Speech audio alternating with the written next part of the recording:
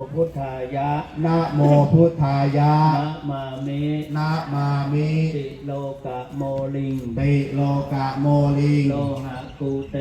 โลหะกูเตปฏิทิตังปฏิทิตังบูชิตังปูชิตังสัพพะโลเกหิสัพพะโลเกหิ กิตติมันตังกิตติมันตังมโนหะรังมโนหะรังอหังวันทามิอหังวันหามิสัพพทาสัพพทาอังควะหะเยอังควะหะเยปุเรรัมเมปุเรรัมเมโอวิลาลักขะปะ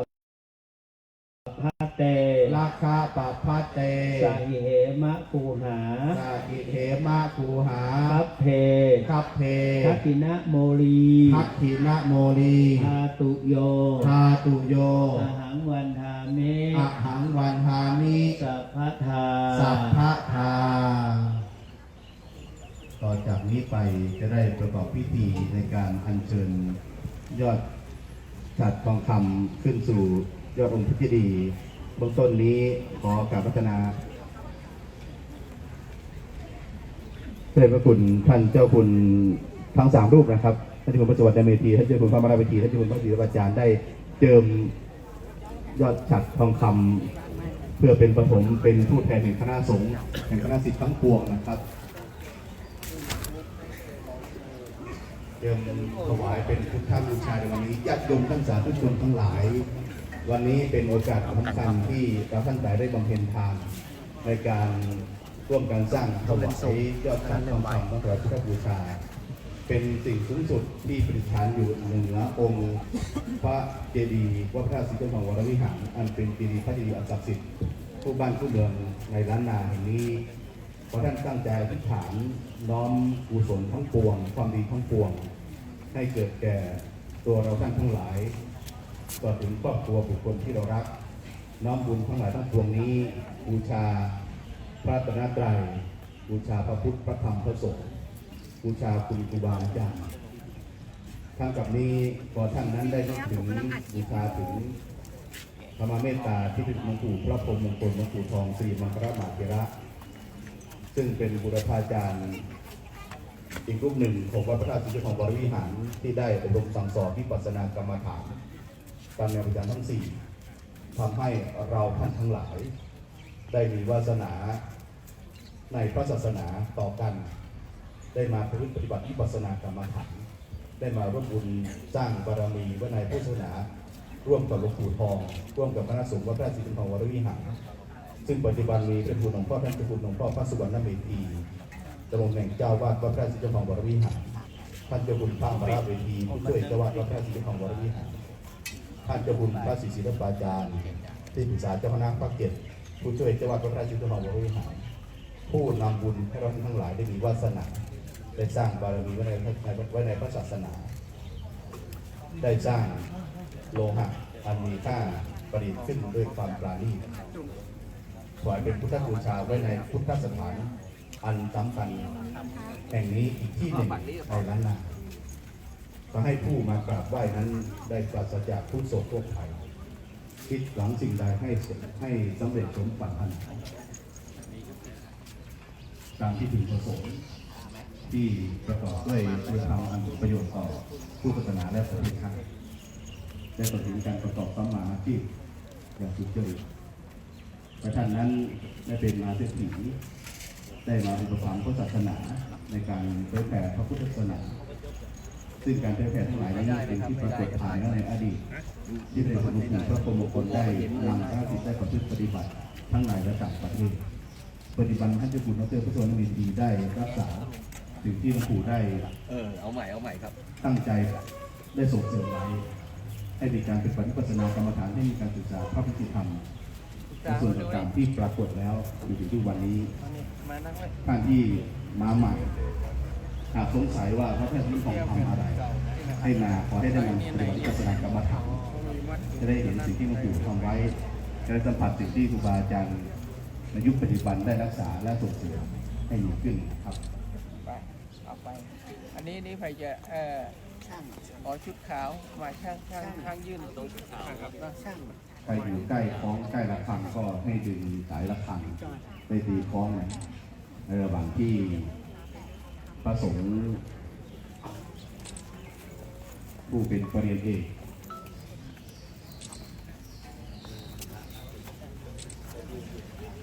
จะได้เจริญชัยมงคลคาถาตามลำดับนะครับ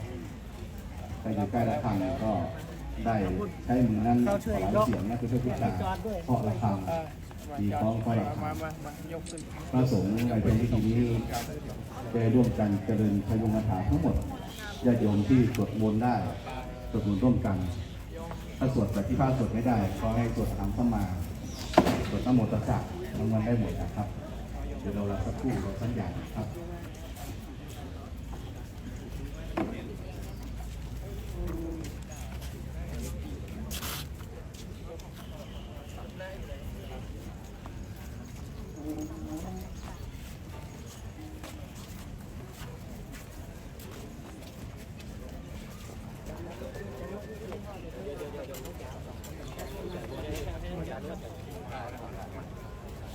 เข้าไปดู น่าจะมีรูปที่ประทับใจของผมอ่ะโอ้ไม่เป็นไรครับพ่อเรื่องแค่นี้เรื่องถนัดผม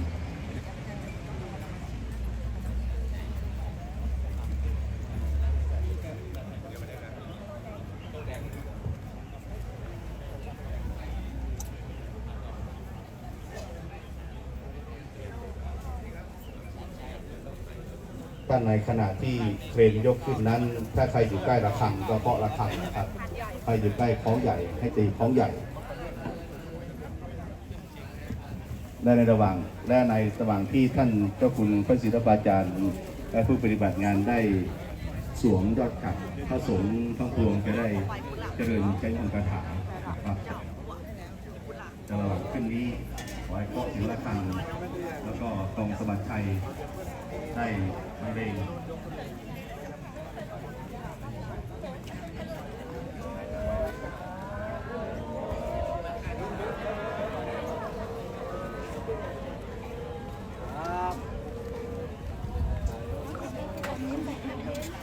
ตอนขึ้นปล่อยสายด้วยนะ ผู้ที่ถือสายสิญจน์นะครับอย่าได้มีสายสิญจน์นะก็ปล่อยให้ปล่อยภาษีบุตรที่ตามปกติอย่าจับไว้นะครับมาให้สายสิญจน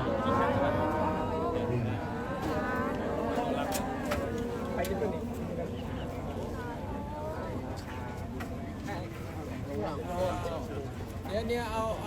ดอกไม้ที่โปรยอ่ะมา ดอกไม้ปลวยเจ็ดเอาดอกไม้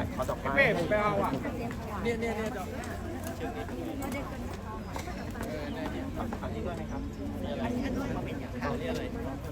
อันนี้ของช่างฟ้อนอันนี้ใส่ด้วย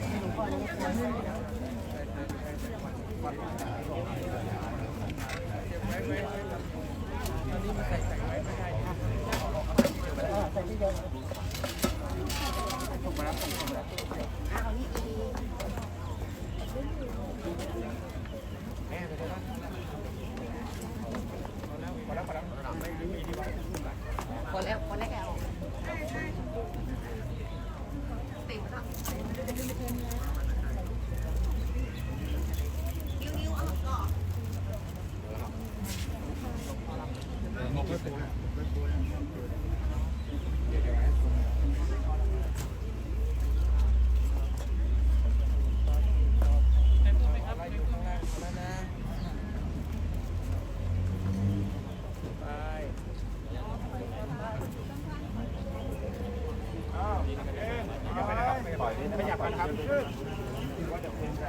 ปล่อยเชือกเนอะปล่อยเชือก ครับ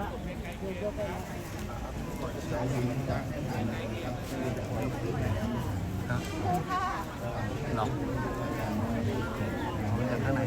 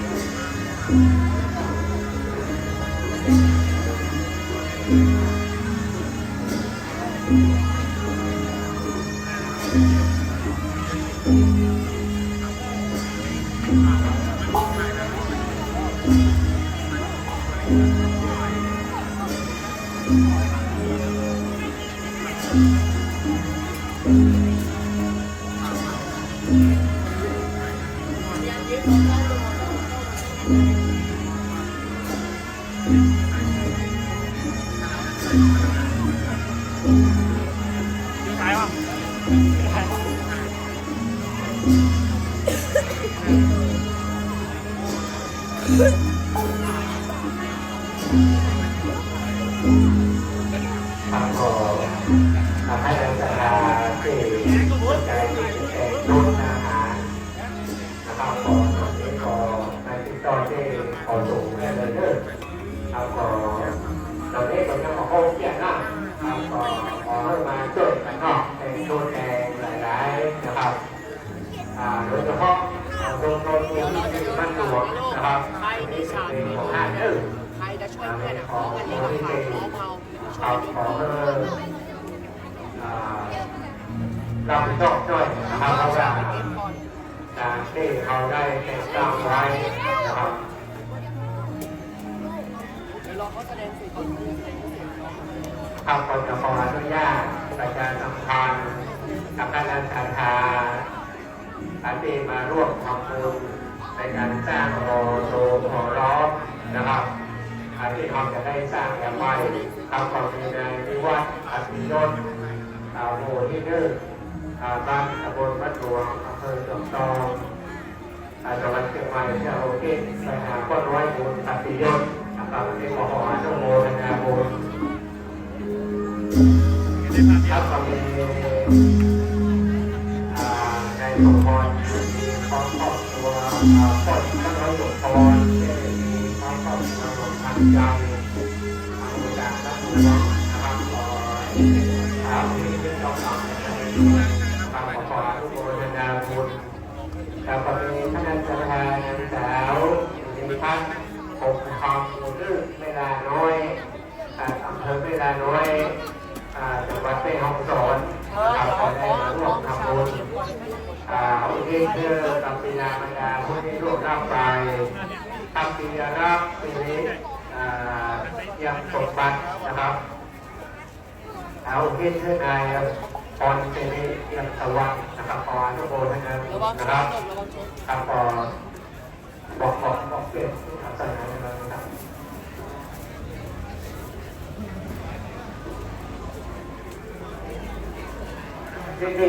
ดีครับ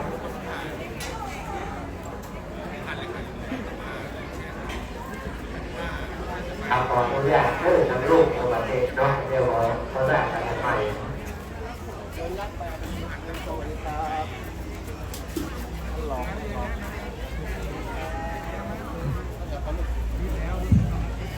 ขอเชิญสาธารณผู้ดีก่อนไปไหนจะได้ลำดับขั้นตอน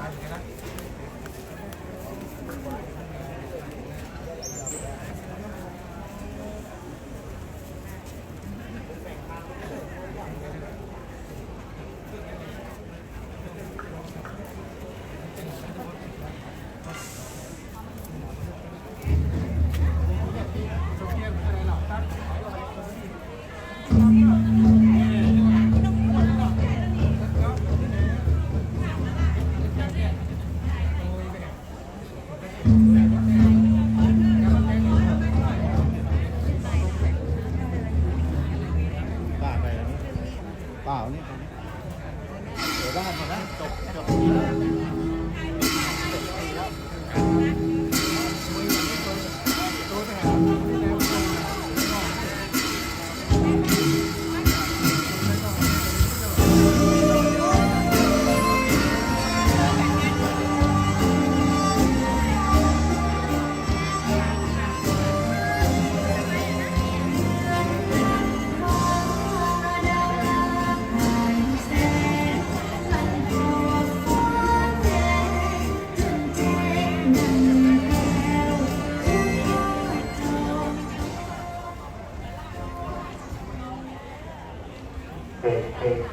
ยง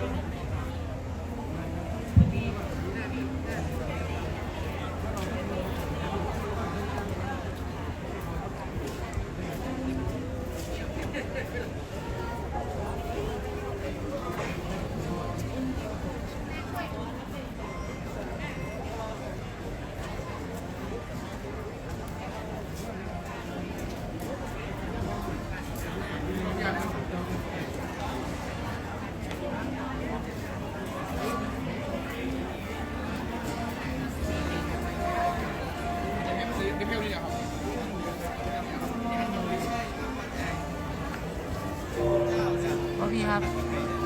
ที่สำนักงานมีพัสดุบุรีไปลงท่านก่อนมันมีได้เนาะ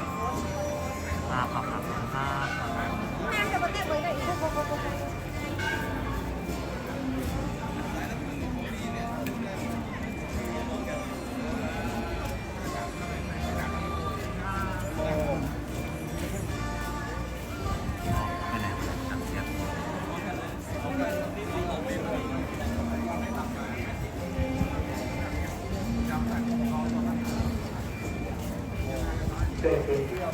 โตทำเรื่องเด็กๆ ยกไปไหวก่อนเอาคนยกก่อนยกไปเองยกแบบเอาเด็กเลย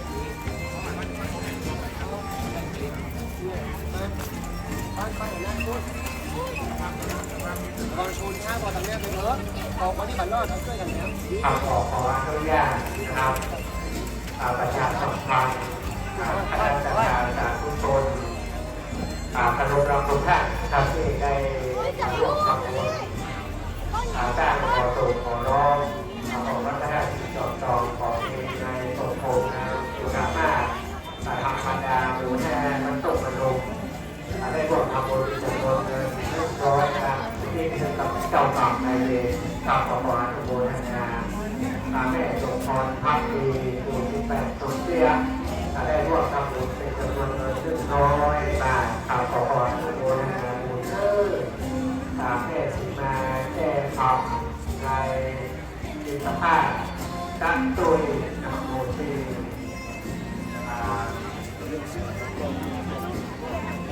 คุยแค่เนาะคุยแค่คุยแค่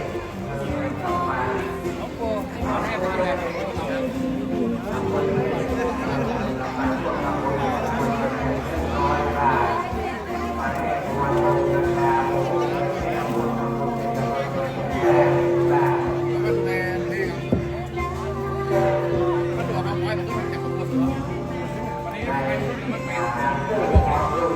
ต่อไปคณะสงฆ์อนุโมทนาเป็นภาษาบาลีขอทุกท่านได้ตั้งใจรับพรทางต่อไปนี้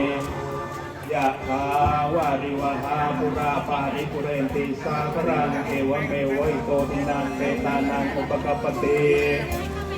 จิตติตังปฏิตังตุหังกิปะเมวัสมิจฉตุสัพเพปุเรนตุสังกปา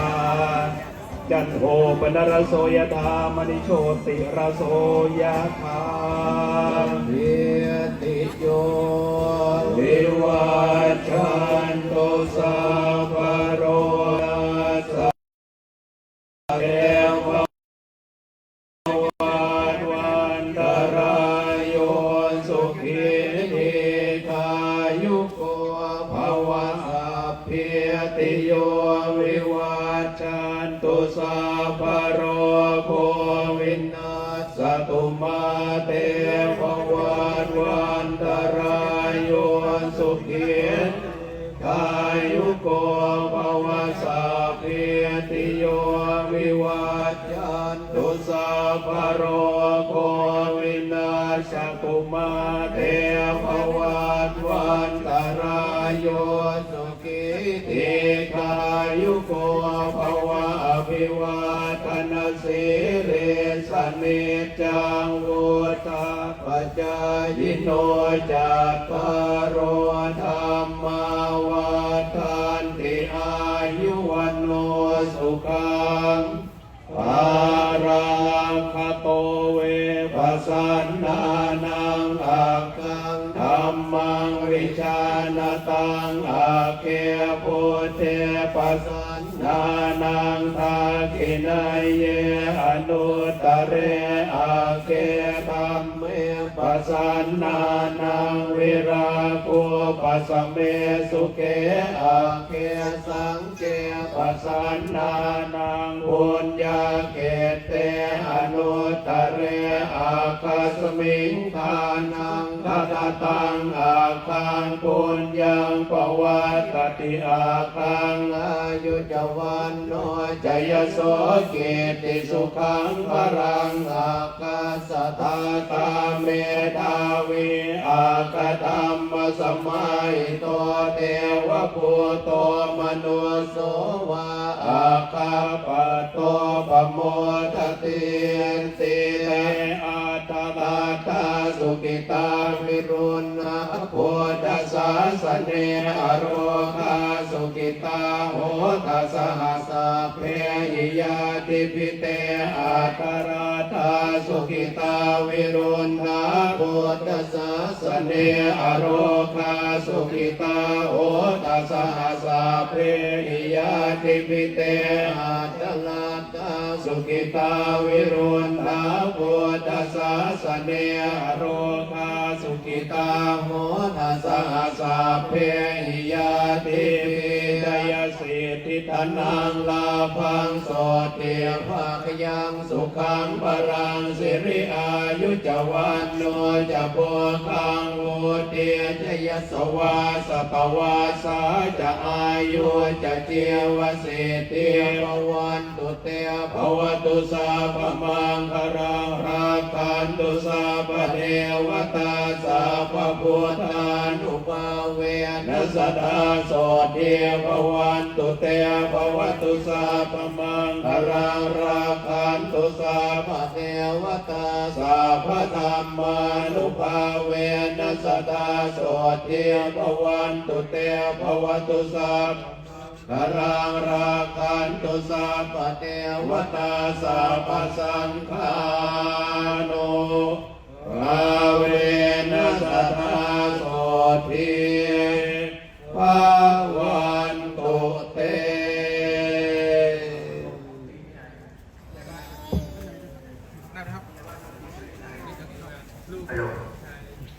เป็นอันว่าพิธีการเสร็จสิ้นเพียงเท่านี้เดี๋ยวจาก10 นาฬิกาจะอัญเชิญพระบรมธาตุไทยขออนุโมทนาขอบพระคุณครูบาอาจารย์ที่เชียร์พยามงคลทหารทุกท่านเจ้าหน้าที่นำ